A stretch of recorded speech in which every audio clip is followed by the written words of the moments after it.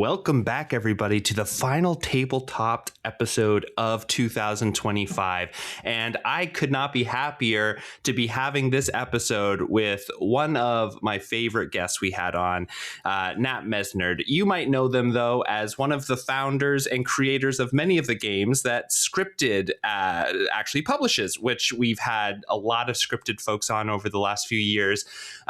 They've made games like Psychic Trash Detectives. They've made games like Against the Gloom. They've also made a new game, and we're going to be talking about Assemblage here. But Nat, why don't you introduce yourself a little bit, if for the folks that don't remember, and then we'll just dive right in because I'm super excited to talk about this. Yay! Thank you so much, Nick. Yeah, so I'm Nat, and my pronouns are they, them, and I am a game designer, a writer. I've been a games academic for the last 8 or 9 years, so I sometimes teach this stuff. But in my capacity as a game designer, I joined you today because I just made this new game called Assemblage, which is a card-based story game. And I'm just really excited right now because it's coming out and I get to talk about it and play it with people now because it's a real thing. So yeah. Yeah, and we were able to kind of run into each other again at PAX Unplugged, which happened this past fall. And we were getting into it. And so the game is TTRPG adjacent, I would say. It is very much a story game, like you said. But for folks who might be confused about what is this? Because it is it's a box game. It's a game that comes in a small box that you have all the pieces inside that you can use to play the game. But for folks that might not really understand how all of these things go together, how does Assemblage work, essentially? What is the goal of Assemblage? Definitely, yeah. So definitely TTRPG adjacent. I think that's a great way of articulating it. And it inherits from other card-based story games. So For the Queen is an example of one of those. Another great one that I love is Women Are Werewolves. And in games like that, you're still doing storytelling, which you also do in TTRPGs. But the storytelling kind of unfolds by players answering prompts that are on cards in a deck. So this whole character drama unfolds. We see things happening, we do world building, and it's all coming from a deck of cards. And in this deck of cards, what you're doing is you are creating a weird ecology together. So you are actually building a world by making up species. So in Assemblage, instead of playing as characters, each player embodies an entire species. And everyone builds those species by using relationship cards. So we have ecological relationships between players at the table that help them to find their species together. Mm-hmm. And then at the end of the game, you play to kind of see what this ecology looks like. And then there is an environmental disaster that happens to everyone in this ecological assemblage. And you play to find out who survives and collectively define one and only one species to go extinct. Yeah. I think that this type of game is so fun. So for folks who still may not be able to quite put their finger on what kind of game it is, even though you already gave some fantastic examples, I think that the most known in this sort of genre is A Quiet Year, which is sort of a similar sort of, you're building kind of a shared history over the course of a year. But this is such a fun sort of twist on that, where you're actually building sort of the environment, and then the species that you're playing can actually become I could see playing this into a homebrew campaign of really any system, where you're sort of creating the character species as you go into to the world, and you're also creating all of the world, because it's a very if this is true, what else is true? You'll be able to say, if this ecological disaster happened and it was so bad that one of these species went extinct, well, that gives you so much. There's going to be ruins of a species. If it's an intelligent species, maybe they have actual things that they left behind, how apes and everything make tools and all that kind of stuff. You can have your characters find those things. I just think that it's really such a cool angle to come at it from. But I wanted to ask, why did you decide to take this sort of perspective on it? When we come to, collaborative world building, a lot of it is usually, humanoid species focused, or a character whatever the characters are interested in. You're sort of prepping something for that. Mhm. So how did you guys kind of come up with this angle that we want to approach it more from like a biological ecosystem rather than any sort of specific, happenings, like, in a quiet year, it could be, immigration happens and that causes problems for the city or Yes. whatever it is, Absolutely. Yes. That's such a good question. And I'm so excited to talk about it because I've been doing this for like years now, working on this game. And Mm-hmm. I read this book called The Mushroom at the End of the World. And the author of that book is Anna Tsing. So it's a nonfiction book. I've described it as an eco-anthropology. So it's actually spanning a variety of different scientific frameworks for looking at biology, ecology, and sociology, really, to holistically examine the like interpersonal, global, and ecological systems surrounding this one specific mushroom, which is the matsutake mushroom. And it's such a cool book. I mean, any game designer who's like a systems thinker, I think would really dig this book if you can get into it, because it just zooms out and doesn't like get into like sort of standard nature writing. Like it's really about these like complex systems around this particular species, and then it shifts the way you think about interspecies relationships and then also climate change. Because what's interesting about these mushrooms is not only are they like super desirable culinary mushrooms, like they're highly valued in Japan, they also thrive in forests that have been logged out. So they have this interesting status of being like happy when people come in and destroy old growth forests, which is just like, wait, what? But like the mushrooms are not like leftist revolutionaries. They're just like there and they don't have a like political perspective. And that's really interesting. Like these communities of mushroom pickers rise up around these mushrooms and then have their own economies that have to do with mushroom trade. So she analyzes that. And anyway, that's me being a nerd about this book. That's so fascinating because it is like when major industry comes in and destroys an area, you have this repair mechanism that starts happening, and then that, like you said, leads into more socio-political stuff. Like there are groups of people that then are able to make their livelihoods or like find food through the collection of these things. Very cool. Yes. Well, it's so cool because you look at that from a systems perspective, and it makes me think of like how there's actually an ecological relationship in the game in Assemblage that is one of the relationships you can choose that this reminds me of, which is a saprotroph. And that is an organism that feeds on the like remains of another organism. So that's literally like there's a corpse or a dead tree, and there are certain organisms that come and kind of break that down, eat it, disintegrate it, use its resources for something else. Yeah. And it makes me think of that when you think about like these ruined landscapes. There are these different systems and species that kind of show up there and encompass it, transform it, interact with it differently. This is not to say that logging is good. It's right. So we're not going to circle back. Let's take a step back from that. Yeah. But like it's what's interesting about it is when you look at like those systems from that perspective, I think it gets you out of those sort of like predetermined mindsets where it's like it's very easy to be like, I am angry that people are logging out old growth forests. Like that pisses me off. Good. Yes, me too. Yeah. But then I was also interested in getting outside of polarity and anger and thinking about nature, the environment, and climate change, which I find sometimes those perspectives actually alienate me from thinking about these things. Yeah. And I was like, what are some other ways of thinking about it that don't feel educational or politicized? And this book was like, zoom out and look at it from this other perspective of these like large sort of ad hoc systems that involve economies and species relationships that have untold complexity. Mm-hmm.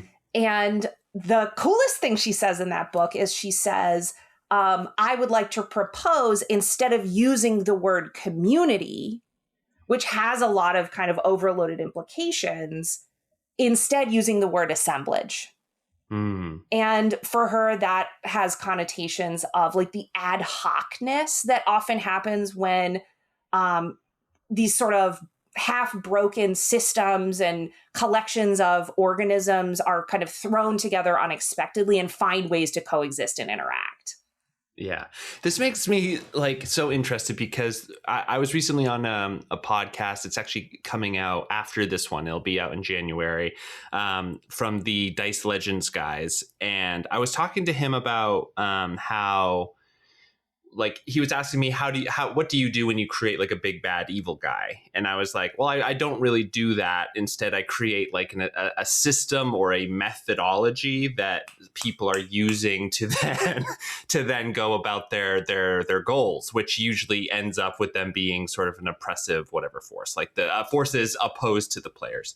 And this feels a lot like that. You know what I mean? Yes. Where you're creating a system where then the characters can be, if you use it in a TTRPG sense of like, you know, presetting a world or creating complexity in a world together with your players, that like by doing it in a way like this, where you're building sort of a layered assemblage, to use the phrase, then you actually can make so many decisions based off of that going forward. That's really going to help your storytelling, especially as a GM, because then you have sort of like, you know, kind of how the world is dealing with events. You know, whether it's, you know, the logging leads to the mushrooms, leads to the harvesters. Like that is sort of a chain reaction that you can then extrapolate off of and create really interesting choices or systems that pop up around them. So this feels like kind of setting a base level of how the world is interacting, and then you can say why on top of it. You know what I mean? Absolutely. Yeah. Yes. And that's really fun too, because especially if you want to have animals like beasts, right? Yeah. I think one of the things that's, when you're in like an anthropomorphized perspective, you will imbue them with like human stories.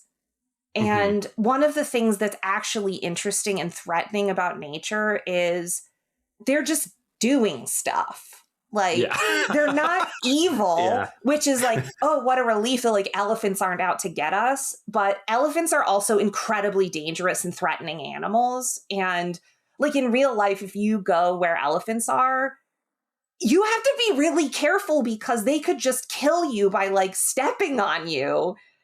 They wouldn't even know it was a problem. Like, to be fair, elephants are actually very intelligent and they are vindictive if you mess with them.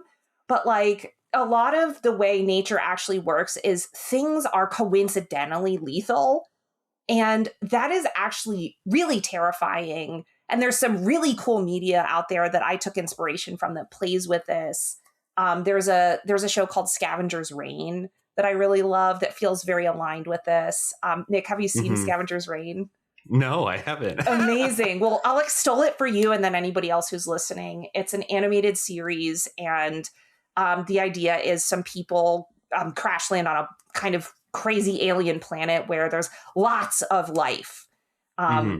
And a lot of the tension in it comes from just the unknowability of the alien life on this planet. Yeah. So it's not little green men. It's just like weird biology that's sometimes cool, sometimes threatening. A lot of times it's dangerous just because the people there don't understand it.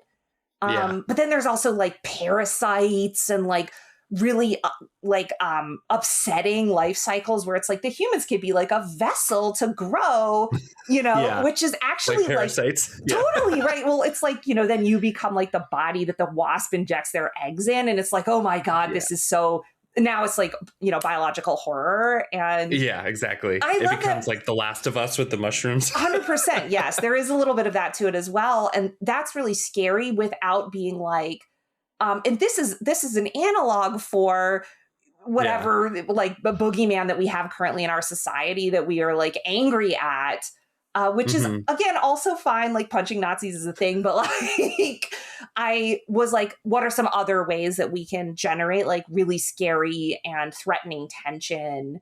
I think aligned with what you were saying about bad guys, where it's like, how can this feel systematic? Mm-hmm. Because I think that's actually part of what feels so impossible right now is like the size of the systems that we're embedded in.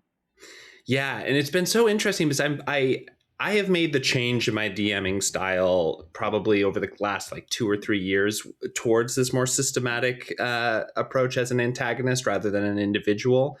And I will say that it's interesting because people know how to deal with an individual, whether it's, violently or not violently in games. So like, we have to go talk to this person and convince them not to do this, or we need to, find where they're getting all their money and convincing them not to do that kind of thing.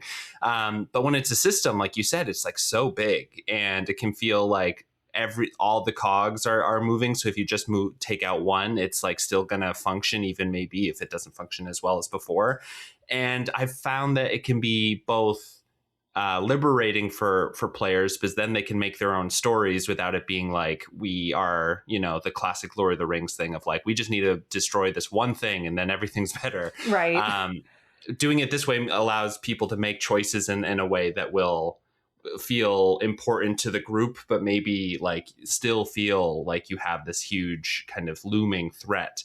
But I've also found that it leads people to be fairly scared of making any strong choices, because a system is designed to destroy things that are messing with it. Mm-hmm. So like a lot of people can start being like, oh, I'm not this like fated savior. I'm just part of an ecosystem of power that I have to navigate. And that can be harder. So when it comes to like the game Assemblage, how did you go about it when designing to encourage people to make player choices or choices within the game without having any sort of fear that they're messing up a greater system or anything? Because you are building it as you go. But I've played with enough people now that I could see people being like, I don't understand this game as much. Maybe it's their first time playing, and they're like, I don't know what to do to like be a thoughtful curator of the story that everyone was making together. So like, how as a designer did you kind of go about that when you're building this game? Yeah, that's a great question. I thought a lot about that, and there is some design thinking around the idea of GM-less storytelling, which this game is, right? So everyone takes turns. And I think when you're trying to deal with that issue, one of the things you're actually dealing with is the fact that you're with a group of people. Everyone in the group has some authority to say what's true. And you're dealing with an imaginary system that's in the narrative, and then also a real system of people who get to decide what happens, how it happens, what characters do, and then like what the larger world is. And that can be really overloaded. Like people will be, oh my God, what decisions am I allowed to make is sort of exactly a big deal. And especially when it's like, you're similar to what you're doing in your DMing, you're disrupting the sort of standard, like protagonist antagonist relationship with that conflict of like, I have to overcome this person either with violence or with like love, there's and then we like get friendship past will it. win. Exactly. Like, so that's disrupted. And then people are like, oh my God, like, how do we do this story now? It's like, now we're like disrupting a cult that doesn't have a cult leader. Like, do we have to like snuff out every person who believes in the cult? Like what? Right. Yeah. So in Assemblage, so I'm really interested in that as an issue. And I don't think that this solves it globally. This game was like a lab for figuring out in a particular implementation how to contend with those issues. And in Assemblage, I was really interested in creating rules that are actually very didactic about telling you when you have narrative control and what you have narrative control over.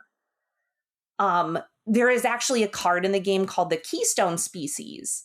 And that is actually given to one person, and that person by fiat is given control over sort of initiating the world building and making some of the root decisions that then influence what everyone else does. So And like maybe someone who has played before kind of thing can, yes, okay. exactly. Yeah. See, you're going along the same pathway that I went to, which was tends to be somebody like that who kind of gets it and is actually good at directing. And in this game, there is an actual card that you like, everyone's like, let's give it to that person. That person can actually support us by doing a little bit of leadership.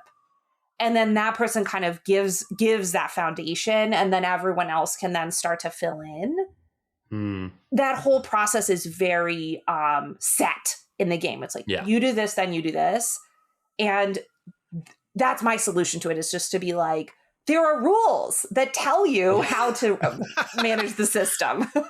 Yeah. Well, this is a thing too that I was thinking about when you were kind of introducing the idea of the game, is that it must be like so hard as somebody. How do I say this? Okay, so Rio, one of my co-hosts, loves this stuff. This is going to be a perfect game for them. Like, I'm very excited for giving this to Rio. But I also know that Rio has studied a bunch of biology and loves ecosystems and how they interact and all of these things.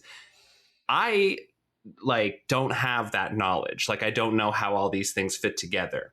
When you're designing a game that has kind of a specific sort of knowledge base when it comes to, ecosystems and like biology and all that kind of thing, making things together, how did you go about creating a game in which people don't have to have a lot of preloaded knowledge about sort of this sector of science? Yes. to actually play in a way that they feel like they're knowledgeable and can make decisions that are interesting and fun. You know what I mean? Yes.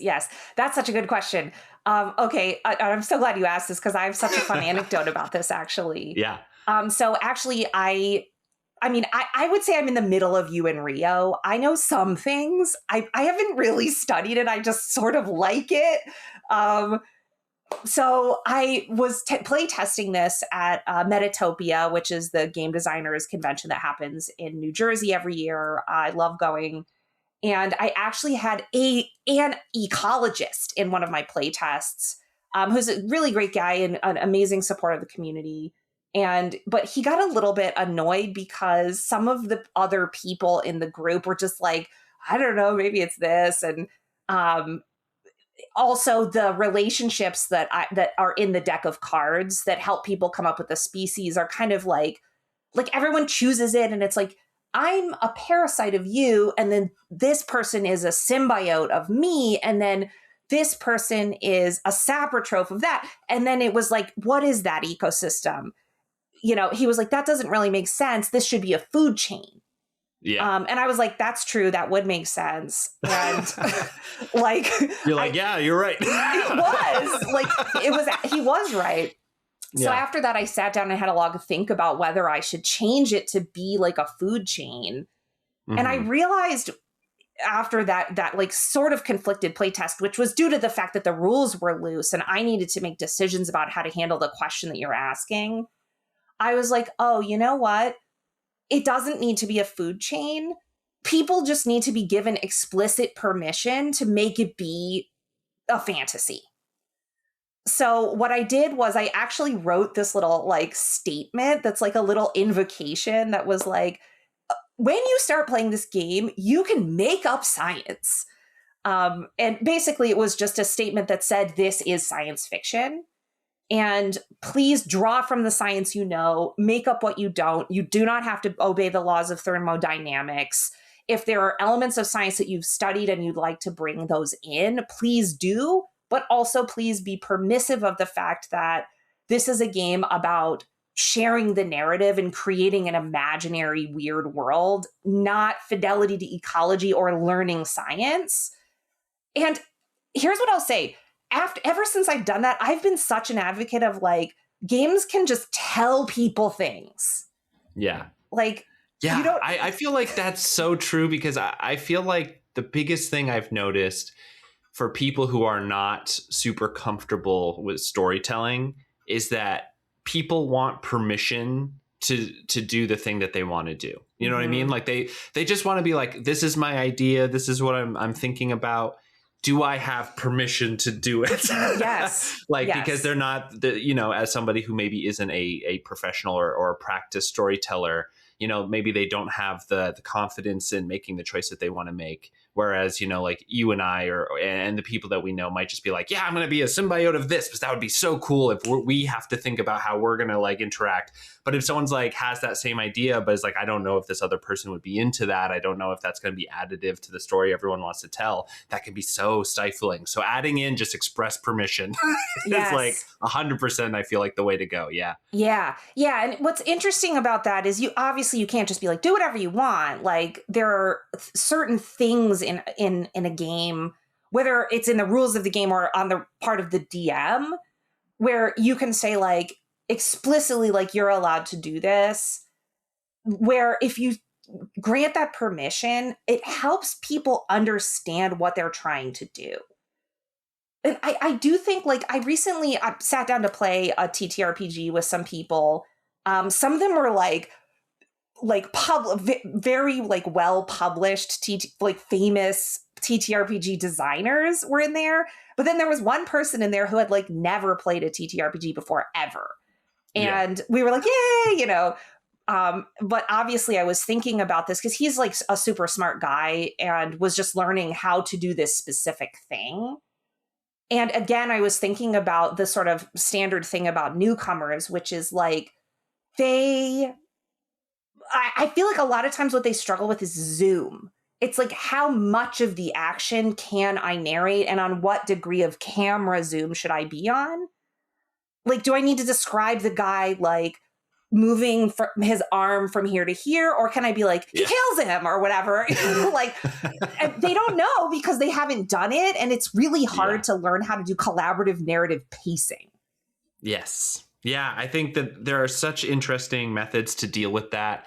Like, I just recently played a round of 10 Candles, which is probably my favorite, like, shared storytelling game, where it's like very much everyone is deciding and the narrative control is the only real mechanic of the game, right? Yeah. And I think that is so important of like, because what a GM is, like, because they used to be called referees, right? Where it's just you're refereeing the story. And I think that there is like, the lineage of that still exists today, where there is a certain level of like, even if the game it says you can say anything right now, if someone's like, oh, I open this cabinet and I find the exact thing that we need that is supposed to only be available at this one place that we've been traveling to, then it's like, okay, well, as the referee, I think that may not be a good choice. So I think that like you said, it's just so it's good to just whatever you can do to give people just a little bit of a walled garden to play in. You know what I mean? Where you say like, there are walls here, and like we're going to make sure that you don't step outside of them so nothing bad happens to you. And the rest of the group, we're just going to let everyone play in this specific area. I think that that's always so smart as a game designer. Yes. The other thing that's interesting about like that history of the term referee, the idea of a referee is a neutral party in an adversarial conflict. That's such a good point. So that's like a very good point. And of course, like when you think about the history of role playing, that referee existed in wargaming, where the idea was similar to in sports. There are two teams and you need a neutral third party when things are like, oh, did he really have line of sight on that mech? Someone has to decide, because the two people in tension have stakes in a particular outcome. And what happens is if you take that person out of the game, it's disorienting, because a lot of the way TTRPGs are designed inherits from that idea. And so you're essentially like disintegrating the form of the game when you take out the referee. And lots of GM-less games deal with this in lots of interesting ways. So the question is, when you design a game like Assemblage, how are you going to deal with that? And in my case, it was like a very specific and set rules procedure that stands in for the referee and is like, okay, when we don't know what to do next, we can just read the next step in the rules, and that will kind of move us on to the next step of the game and tell us who has narrative power. Yeah. So I love this point so much. And before we move off of it, I want to just like continue picking at it a little bit too, because I had never thought of that sort of the adversarial relationship that you're sort of implying by having there's still that today with where it's sort of like instead of, there are two parties and the GM is mediating between them. Now it like a lot of people joke that it's like the players and the GM and like they're fighting in an adversarial relationship, which is also not quite true. And it's very interesting your point about wargaming too, because nowadays, like a lot of wargaming that is competitive in some sense. So like Warhammer 40K has a competitive mode that you can play, and it's like set rules and list point values so that you can have some sort of like, champion of a game kind of thing. However, when it was started, like you said, it was a GM'd game. There was somebody who would say like, this mountain explodes and like a bunch of like, robot zombies start walking out of it. Now, both of you are also dealing with this third threat.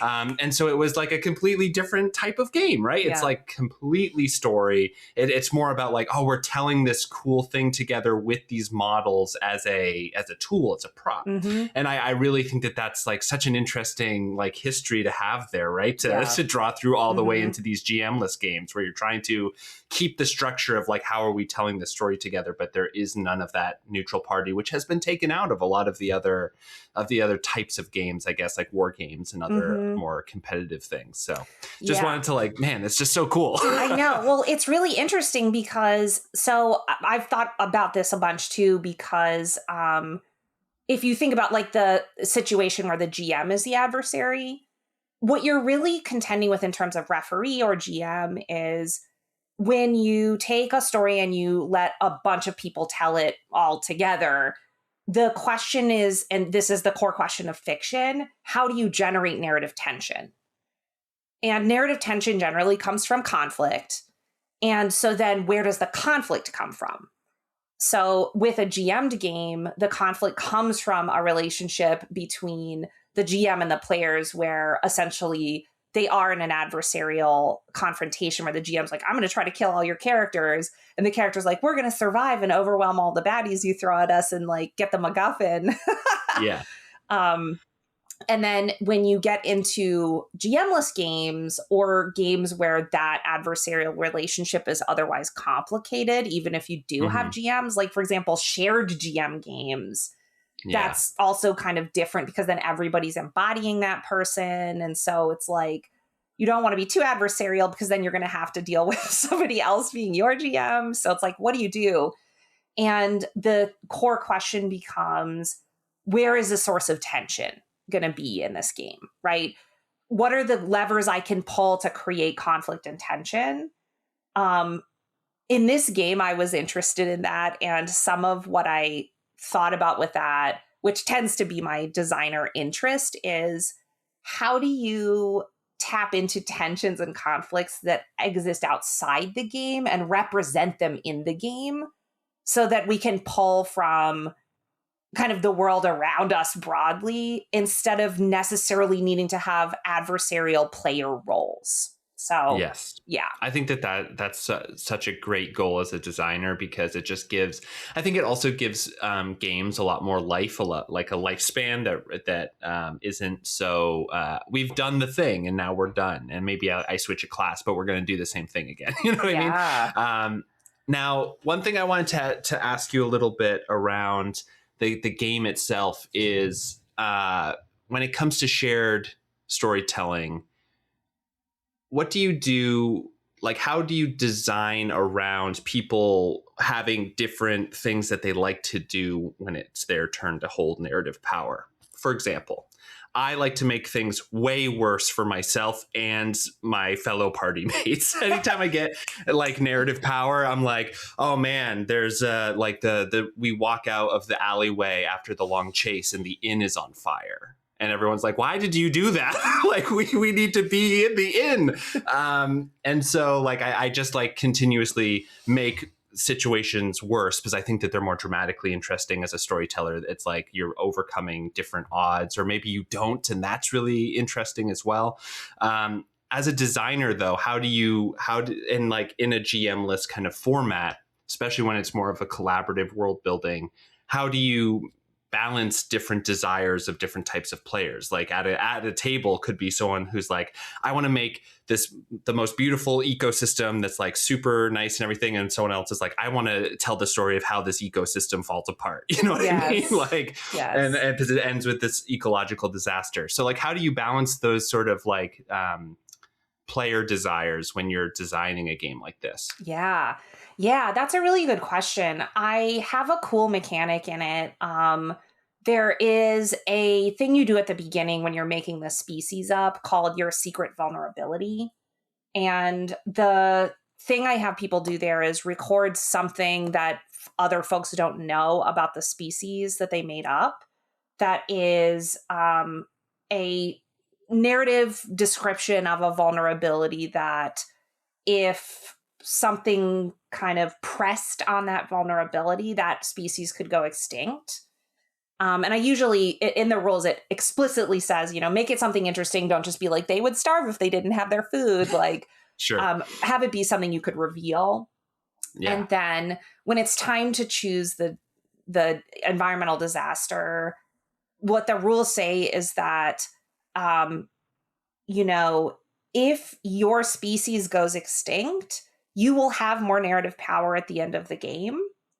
So when you're choosing the disaster, argue for a disaster that's directly related to your secret vulnerability if you want to be the one that goes extinct. And then it's a conversation and they all decide together. So there's a few different structures like that where there is kind of an explicit description of what's going to happen, but then you, in the context of the game, get to negotiate for kind of who does what. And then, of course, everyone reveals their vulnerabilities, and then the group votes basically on who goes extinct. It generally doesn't actually go to a vote because everyone immediately is just like, it's this person. Like, everyone knows, which is like really tragic because people make these animals and plants and fungus and stuff, and they become very attached to them. And then it's like, oh, can't we have them all go extinct? And the book is like, only one, everyone else survives. And then there was like this tragedy that they decide to do together. But I think giving people like points of choice. The other thing I was going to mention that aligns with that is in the middle section of the game, there's a loop that you do to deepen the world building. A lot of it is told in exposition. It's not a game that has a ton of role playing in it. It's a world builder fundamentally with a loose story, right? So it's like later there could be role playing if you want to use the world. But in the kind of center loop, there are event cards where you get to sort of in an expository way describe something that's happening. And around that, there are actually 3 different roles for each round. And one player describes a season. Another player describes an event happening in that season. And then a third player tells a myth that exists in their species about another species in the assemblage that was involved in the event. So there's this kind of rotating structure, and everyone gets to kind of elect the person who takes the next one of those roles. So there is a sort of availability of being like, oh, I want to hear what this person would say about this. That allows people, I think, to, for example, with you, if you were in my game, I'd be like, okay, like Nick always describes like really like dire things. And this feels like the right moment for that. So I would be like, what is the next season? And then you'd be like, it's the season of acid falling from the sky. And I'd be like, yes. Yes, right. That's really interesting. And I really love games that provide you with an end at the beginning. I think that it's such smart design. 10 Candles does this. Assemblage does this. A bunch of other games that I really enjoy do this, where it says like, at the end of this game, like Morkborg actually is a TTRPG that really does this, where it's like there from the start, there is a list of sort of like prophecies that are going to be revealed throughout the campaign. And once the last prophecy is revealed, the world ends. And like that's it. Yeah. Same with 10 Candles, with everyone is going to die at the end. It's about how you get there. That is the fun part of the story.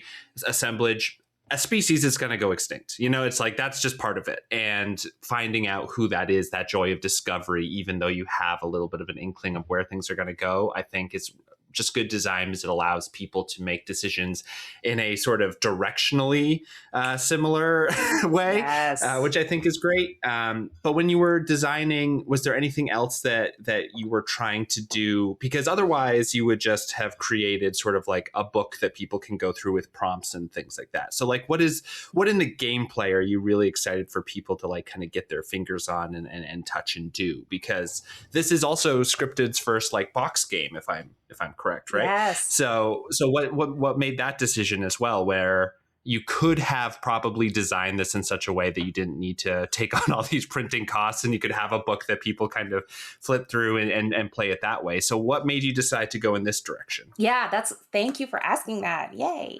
These are all the like, ask me questions that I have nerdy answers for.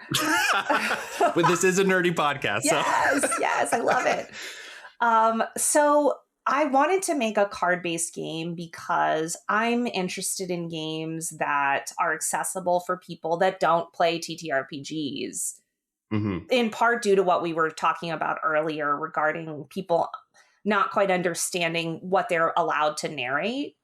I think card-based games are an accessible format for newcomers because cards are actually rules documents. And what you do when you create a deck of cards is you make it so everyone can pick up and read parts of the rules. So to me, that feels like it makes a TTRPG accessible because people who've never played a TTRPG don't have a mental model of what's in the book. So having to sit there and be told what to do, it's happening in a total fog of expectations and a lack of understanding of what's appropriate to say. But with cards, you can pick up the card, read the prompt on the card, and understand that successfully participating in the game means answering the question on the card. So I really wanted to make the game be accessible for those people because, again, connecting with this idea of ad hoc ecologies and assemblages instead of communities, the meta idea there was thinking about communities of play that can come together that are more weird than sort of well-connected, experienced groups that play together a lot, which of course, like, I want to be in those groups all the time and I love them. So it wasn't to be like, it's bad if you play TTRPGs with like game designers or whatever. It was also just thinking about getting people who connect with these themes, which I feel like poets connect, creative writers in general, artists, theater artists, who would really have a lot of things to say and creativity around these topics, but maybe are not having the game literacy to engage with like a TTRPG book. It's like, hey, there are some cards. It's going to be like 90 minutes. Sit down and try it. And then hopefully that would be like really weird and cool, was sort of my fantasy of what it would be like to play.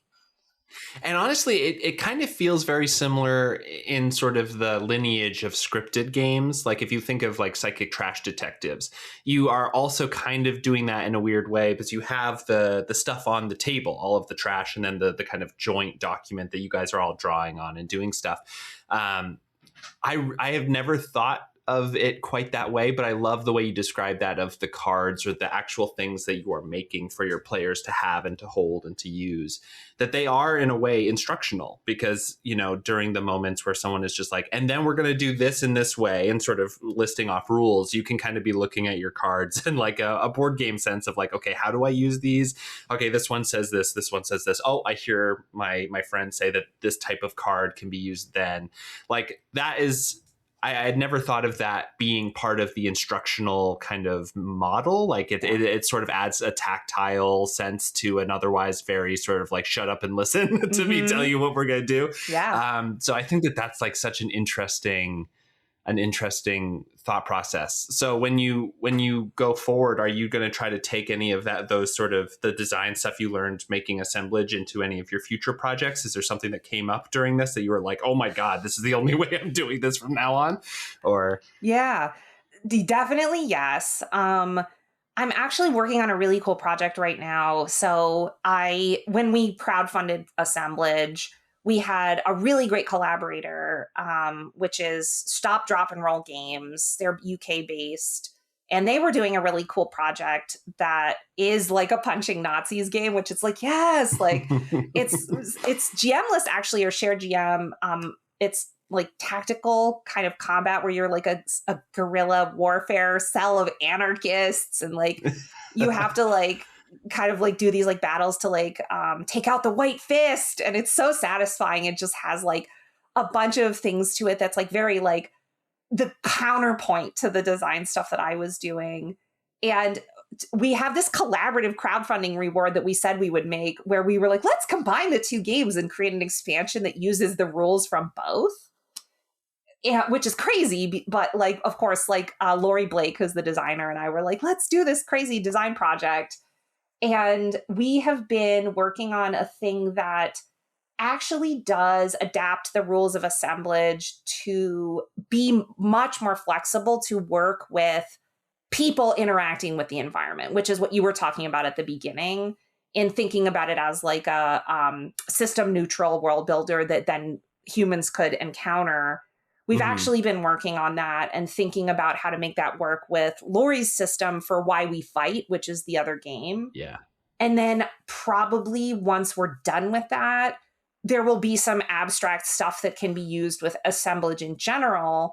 And one of the coolest things that we discovered in that thought process, which is something I'm really excited about right now, and is actually part of the design process for another game we're working on, which is way in the future, but it's my partner Patrick's game, which is a space exploration game where you play as uplifted animals. So it's like very like David Brin. But the idea that came from all of this is group GMing. So like the thing that is so interesting about Assemblage is like there's like a group of people that embody the environment. And in the boxed game Assemblage, if you play it, everyone's basically embodying the environment. But then if you introduce it to people, the thing that makes it still work as an embodied environment is to have at least two people GMing, and then having the other people in the group embodying characters. And having a 2 GM game is so interesting. Like, I have not finished like going down to the like bottom of that design well, but like it is really fun, because what happens when the characters are like, okay, we do this, is then like the two people who like made up all this different stuff about the world turn to each other and they're like, oh my gosh, wait, should we talk? Okay. Yeah. And hang on. And then they're like, you see, and then everyone's like, what is it? And like, there's just a really cool, like shared brain of the environment that's going on. It's really cool. And it destabilizes the sort of that standard adversarial relationship in interesting ways, but then it allows you to rebuild in tension that comes from there being two teams, which is really fun. So like that is like, it's like blowing my mind right now. It is interesting too, because consensus is always a check on kind of narrative extremes. So like having even the GM have to get some sense of consensus, you know what I mean? Even if it's just one other person, actually is going to make, I think, a more the average of the games are just going to be better because you had to come to consensus for them. So that's really interesting. I like that a lot. Yeah, it's really fun. There was some interesting like dynamics with that the last time I play tested this, where we literally had people like they made the ecosystem diagram. So it was two people made up a full assemblage instead of a group. And then the other people made up characters. And the thing I was worried about is that one of the two GMs would sort of take over. But they had done this like consensus building thing where they made up these animals that have related ecological relationships. And so what ended up happening is one person would be like, you see these weird sunflowers. And then the characters would be like, we poke it and see what it does. And then that person naturally would turn to the other GM and be like, what does it do? It's your turn, without actually being told. Like, it was this natural point counterpoint where it was like they wanted to pass it back and forth between the two brains. And I've seen that consistently bear out in games that like create that structure. And I don't know, it's really exciting to see people redistribute authority when it's suggested that they share it. It really demonstrates that people actually love having consensus and they love sharing if you give them a framework where it's like, share. And they're like, yes, I love that. You're my best friend now, Yeah, it allows you to have the sort of like psychological effects of team sports where you're like, this team is the most important thing. Yes. Yeah. I love that. Yeah.